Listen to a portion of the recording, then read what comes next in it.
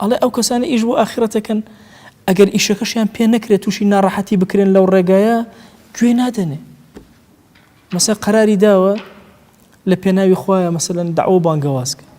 ڕێگری لێ ئەەکەن هیچ گوێ لێ نییە، لێ ئەدەن هەر گوێ لێ نیە، ئەیکەنە سجن هەر گوێ لێ نییە. بۆی گوێ لێ نییە؟ ئەڵێ بەل یەسڕ بەڵکو بەو شتە یان یوسڕ بەو شتە خۆشحاڵ ئەکرێ کاتێک کە ڕێگری لێکرێم خۆشحاڵە. لە پێناو چی خۆشحاڵی؟ إذ رجاؤه في عاقبة ما ينال به عون له على ما يطلب وزائد في الغرض الذي إياه يقصد. أفرمي چونك أم كسان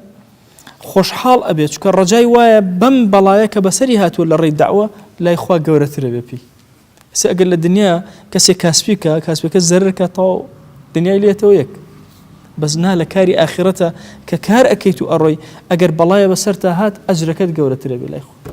فضلكت قورة ربي جاري وهاي توشي قرتن أبي توشي لدان أبي لسر دعوة خوار أوانية أو يسا أمر أخوة يقول لطفي لقال كردون بميل أخوة ما الدعوة أكين لو أشياء الرجل للرجال بين السجن كان أخوة بشارينه نزاين شون دعوة بكين خوار أوانية الدنيا بو سادية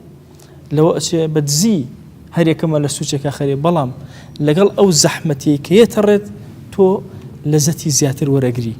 هم مغمدني بلاي بوچي تيكتو إيشكم تو كارك إلى بينا إخوان نتيجة عايد بخوي عايد بتونية